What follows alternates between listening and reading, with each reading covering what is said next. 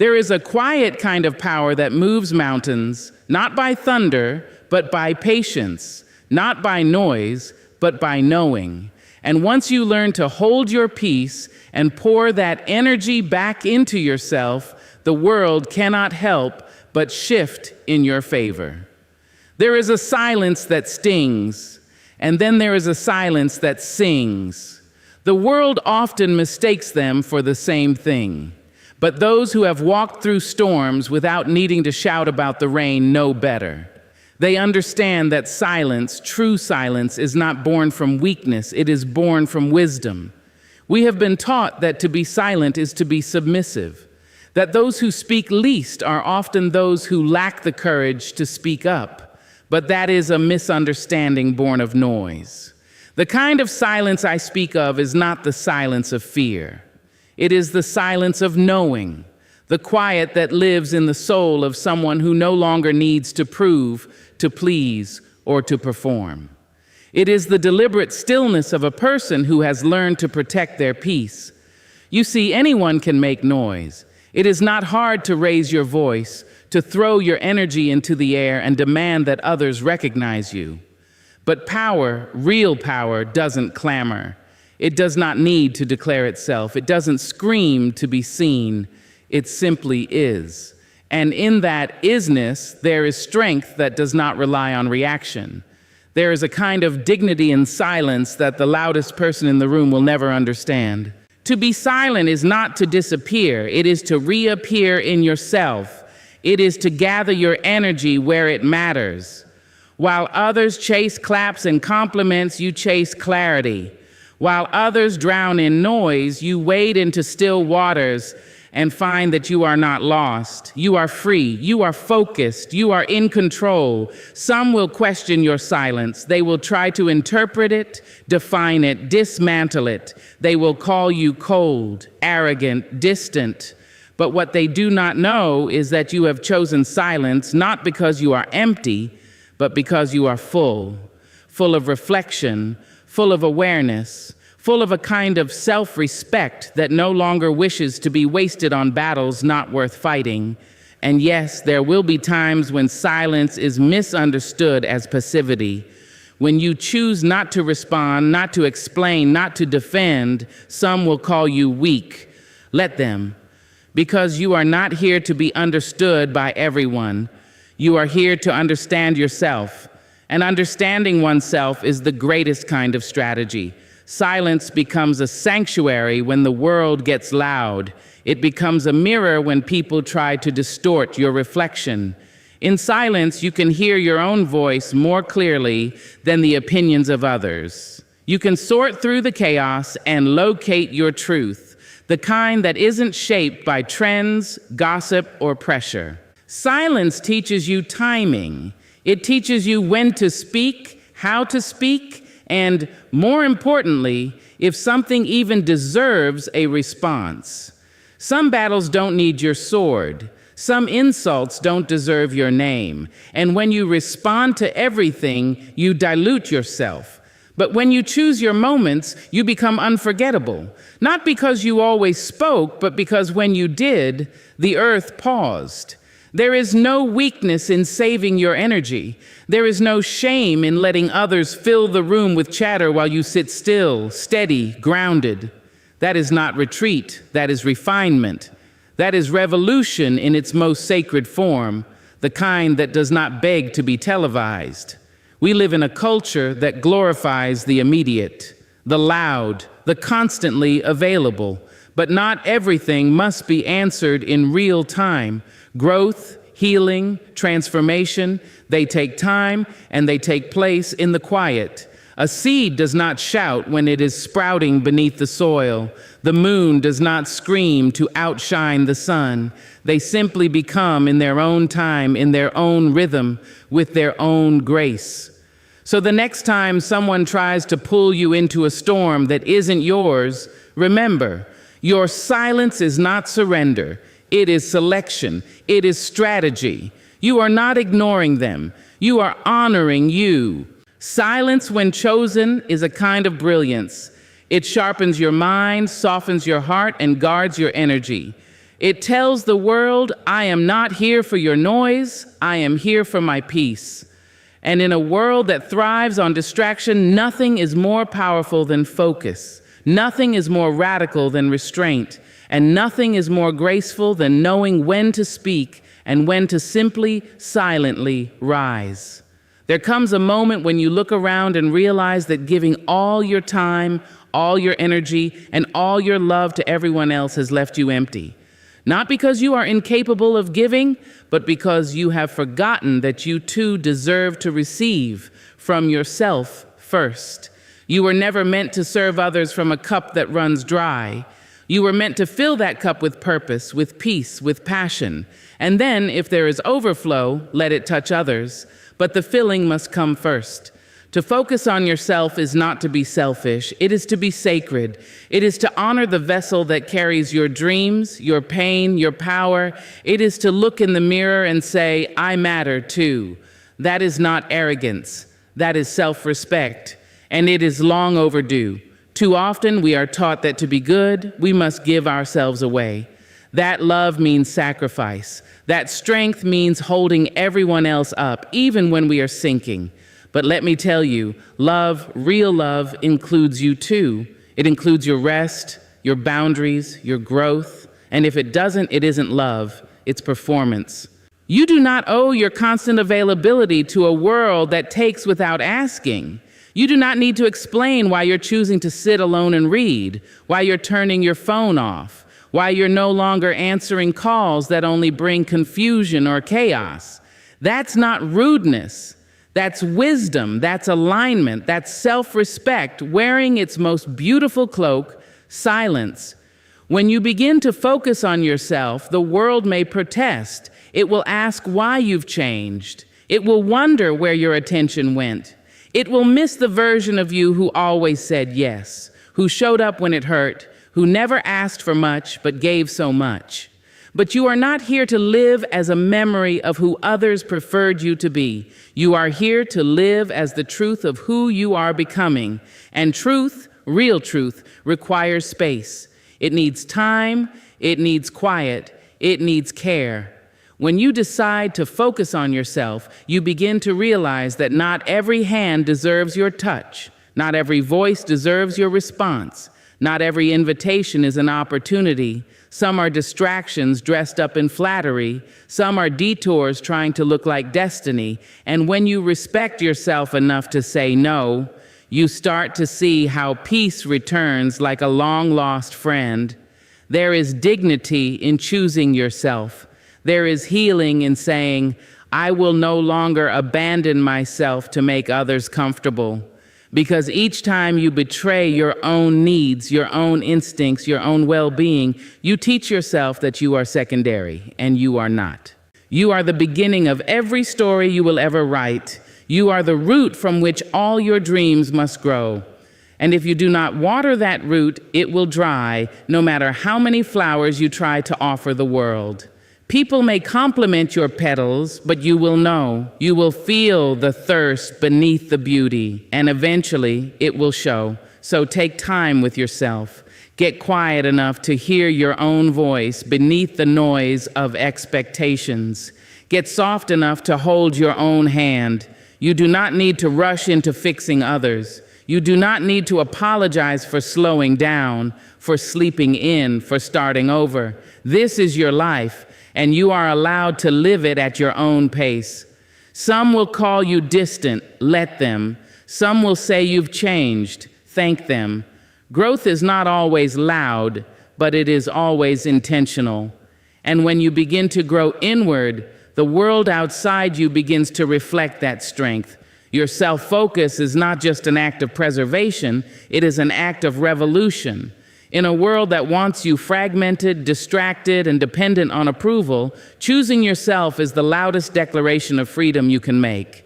You are saying, I am enough. I am worthy of my own love. I will no longer wait for someone else to see my light before I turn it on. Focus on yourself, not because others don't matter, but because you cannot pour clarity into someone else's cup while your own is full of confusion. You cannot give light while sitting in your own shadow. And when you do this, when you begin to treat yourself as someone worth showing up for, everything starts to shift. People respond to the energy you give yourself. The more you respect yourself, the less tolerance you'll have for disrespect. The more time you give yourself, the more time you'll have for things that truly matter. And in the end, you will discover that self-focus was never selfish. It was survival, it was salvation, it was sacred. Growth is a quiet thing. It does not announce itself with trumpets or demand applause as it enters the room. It does not seek permission. It simply begins, softly, invisibly, like a seed stirring beneath the soil, long before anyone can see the evidence of its becoming. We live in a world that celebrates the show, the performance, the grand reveal. But growth doesn't live there. It lives in the silence after heartbreak. It lives in the long nights when no one is watching and you are left alone with your questions, your tears, your fears, and your hope. It lives in the quiet moments when you choose not to react the way you used to, when you choose to pause, to reflect, to sit with your pain instead of running from it. That's where real change takes root, not in the spotlight, but in the shadows where character is shaped and courage is born. There is something sacred about the quiet that holds our growing. It is not a silence of emptiness, but of presence. The kind of presence that listens deeply, that allows space for transformation to rise up from within. When everything is loud, we move fast, we distract ourselves, we chase things, but when it gets quiet, truly quiet, we're forced to meet ourselves, and that is where the growing begins. You cannot force a seed to bloom by shouting at it. You cannot rush it by pulling on its leaves. The same is true for your healing, your purpose, your becoming. It needs stillness, it needs protection, it needs time, and it needs to be out of view from the noise of opinions, the weight of comparison, and the pressure to perform. So many people give up on their growth because they cannot see the immediate fruit. They want to skip the silence and go straight to the success. But fruit does not come before the root, and roots grow in darkness. They dig deep into what is unseen and uncomfortable. They go where others will not go, so that when the time comes to rise, they can hold you steady. If you do not allow yourself that time of quiet rooting, you will rise too fast, too fragile, and fall at the first gust of wind. We are not meant to grow all at once. We are meant to grow in seasons, and some seasons look like stillness, like isolation, like rest. But these are not dead places. These are sacred places. They are preparation. They are cleansing. They are the deep breath before the becoming. You may feel behind because your journey is quiet, because no one sees what you're doing, because the world isn't clapping yet. But do not be fooled by the silence. Some of the most powerful things in life grow without witness. A mountain does not need an audience to rise. A tree does not ask for praise to stretch toward the sky. They simply rise quietly, faithfully, day after day. And you are no different. There is a pressure today to constantly announce our progress, to prove we are growing by sharing every step of the process. But real growth does not need to be announced. It reveals itself when the time is right. And often, by the time the world notices, the roots have already been growing for years in the unseen spaces of your life. Let people wonder where you've gone. Let them question your quiet. You do not owe them proof of your process. You owe yourself the patience to evolve without performance. You do not need to be loud to be becoming. Some of your greatest becoming will happen in moments so still, so soft, that only your spirit will know they've taken place. Stay there, in the quiet, in the stretch, in the unglamorous work of healing, rebuilding, becoming.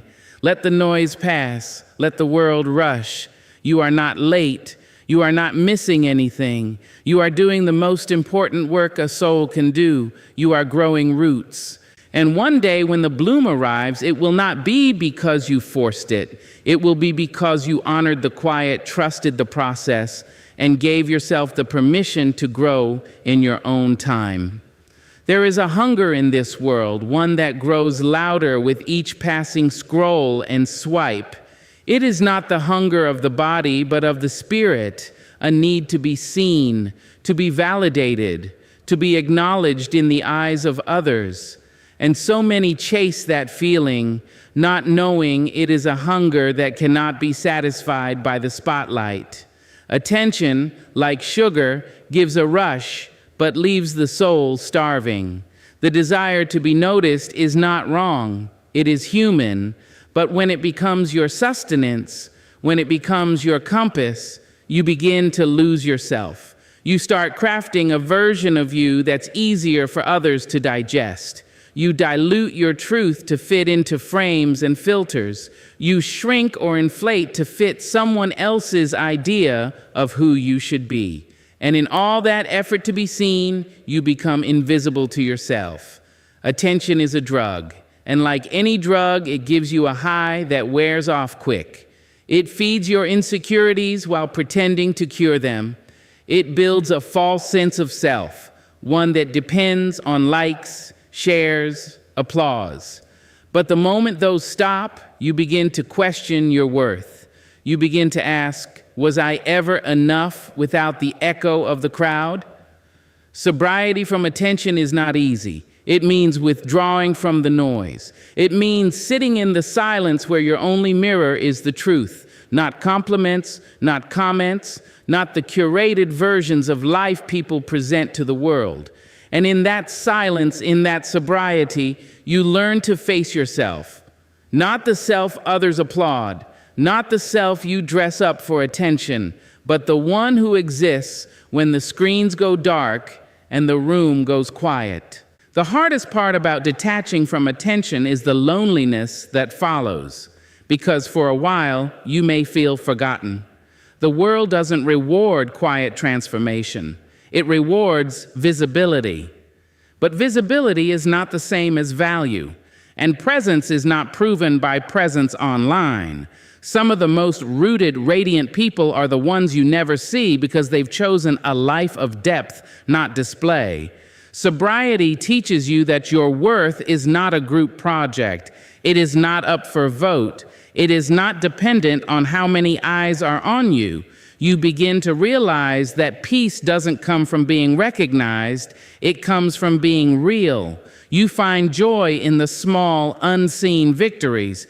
The day you kept a promise to yourself, the morning you woke up and didn't need a stranger's affirmation to feel whole, the night you chose sleep and solitude over one more post to remind the world you exist. In that space, you start to create differently.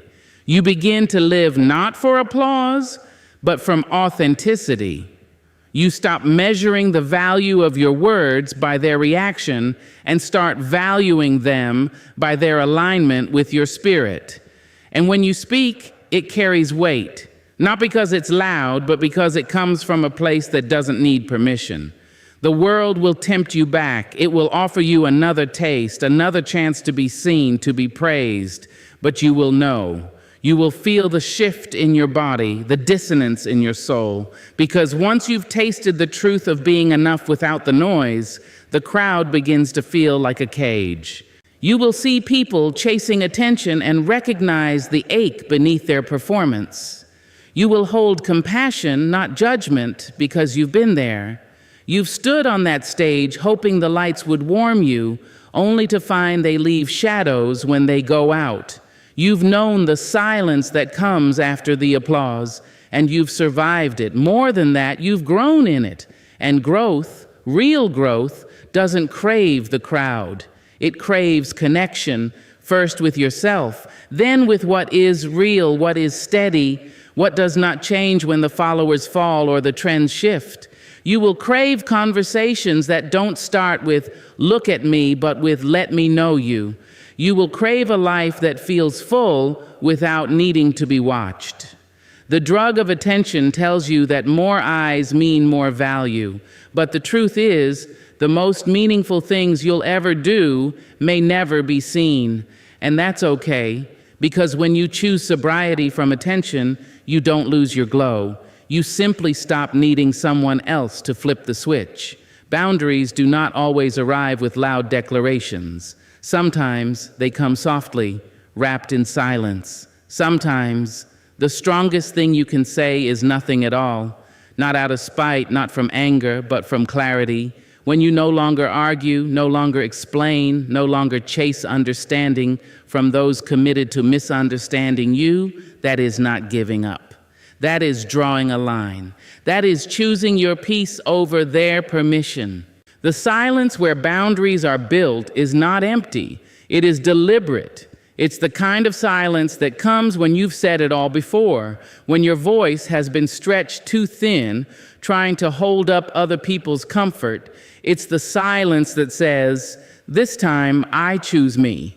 Not in a way that denies love to others, but in a way that stops denying it to yourself. There comes a moment when you realize that every time you say yes out of guilt, every time you let someone cross a line out of habit, you are training yourself to live smaller than you were made to be. And it is in that quiet realization that something powerful begins to grow. Not resentment, but resolve. Not distance, but direction. You don't need to explain your boundaries to everyone. You don't owe your silence an apology. Sometimes the most respectful thing you can do for them and for yourself is to step back, to pause, to become unavailable to what drains you. And in that sacred withdrawal, you begin the work of rebuilding the walls that protect the garden of your spirit.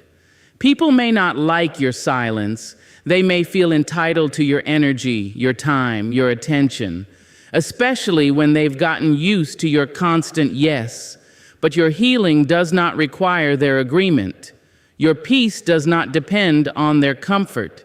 The silence that builds boundaries is not cruel, it is careful. It is the kind of careful that says, "I see what I need now, and I will no longer ignore it." In the quiet, you learn to separate what is yours to carry from what you were never meant to hold. You begin to sort through all the inherited obligations, the emotional debts, the roles you were given but never agreed to. And with each realization, a line is drawn, not a wall to keep love out, but a door to let self-respect in. The beauty of boundaries is not in what they push away, it's in what they allow to flourish. When you stop overextending, you start to restore. When you stop explaining yourself to those who are committed to misunderstanding you, you start to hear yourself again. In that silence, your own voice returns, not loud, but sure. It tells you what you need. It tells you where your yes is sacred, and it tells you that no is a full sentence. Some will mistake your boundaries for distance. Let them. Some will accuse you of being cold, unkind, withdrawn. Let them. Your boundary is not about them, it's about your becoming.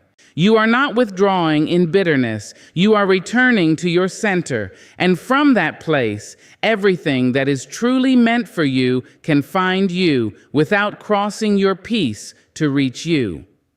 The silence where boundaries are formed is a teacher. It shows you who respects your limits and who only loved your access. It reveals which connections were rooted in reciprocity and which were built on convenience. And as painful as those revelations may be, they are necessary, because you cannot grow in soil that is constantly being walked on. You cannot bloom in a space where your needs are seen as inconveniences. In silence, you learn to choose differently. You learn that love that costs you yourself is not love. It's self-abandonment. You learn that protecting your energy is not selfish. It's sacred. And you learn that no one can honor your boundaries if you are too afraid to build them. It's not always dramatic. Sometimes it's just not answering the call, not opening the door, not replying to the message, not showing up where you were once expected to bleed quietly. You begin to live less from obligation and more from alignment. And as your silence deepens, so does your sense of self. You no longer need to scream your worth. You simply become someone who acts like they are worthy, and the world responds accordingly. The peace that follows this kind of silence is not the absence of noise, it is the presence of self. It is knowing that you are allowed to protect what is sacred within you.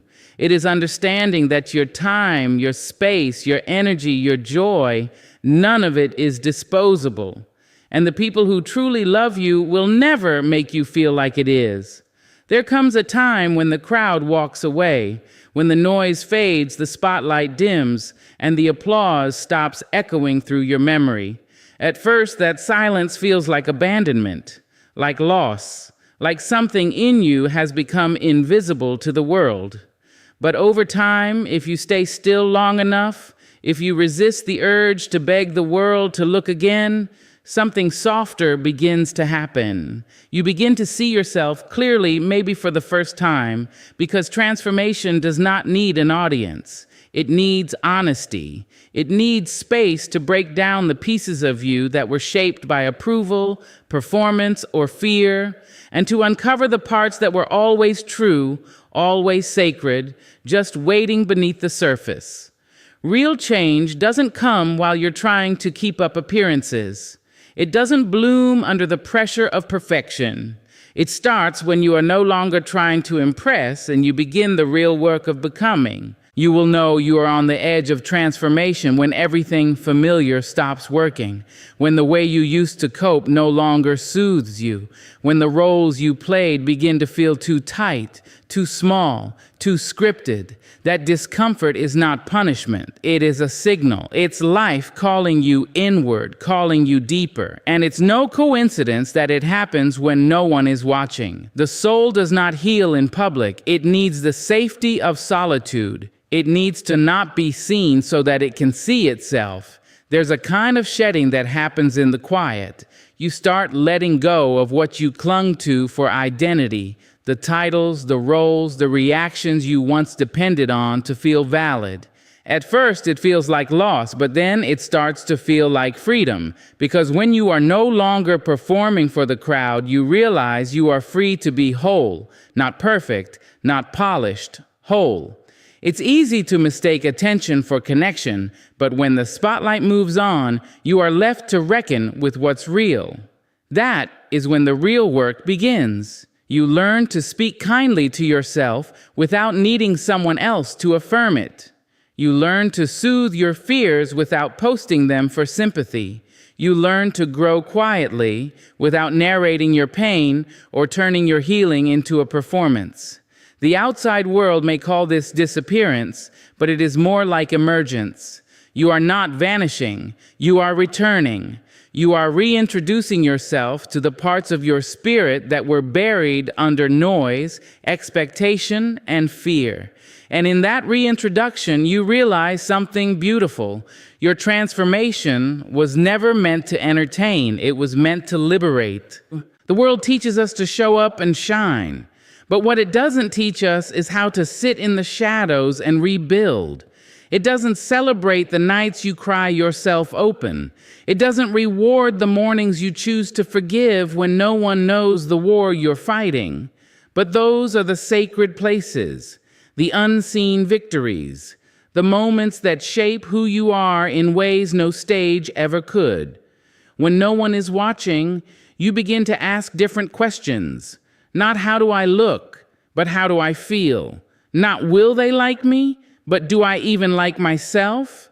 That shift changes everything. You stop chasing applause and start chasing peace. You stop striving for relevance and start searching for alignment. You begin to build a life that feels good on the inside, even if no one ever claps for it. And as you grow in that solitude, you begin to carry something different, an energy that cannot be faked, a presence that doesn't beg to be seen. It just is, because when you've been to the bottom of your soul and made peace with what you found there, you no longer need the world's permission to be whole. You are not becoming for them, you are becoming for you. The irony is, once you no longer need to be seen, you are seen more clearly. Once you stop asking for validation, people begin to feel your groundedness. They sense your inner anchor. You don't speak louder, but your words carry more weight. You don't show off your healing, but it radiates through everything you do. And that's the quiet reward of true transformation. It shows even when you're not trying. Let the world forget you for a while. Let it turn its attention elsewhere. Use that space not to despair, but to deepen, to redefine, to rebuild, because the most powerful version of you won't need the world to look first.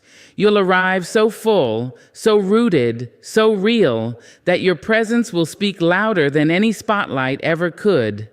Let them wonder where you went. Let them whisper why you stopped explaining.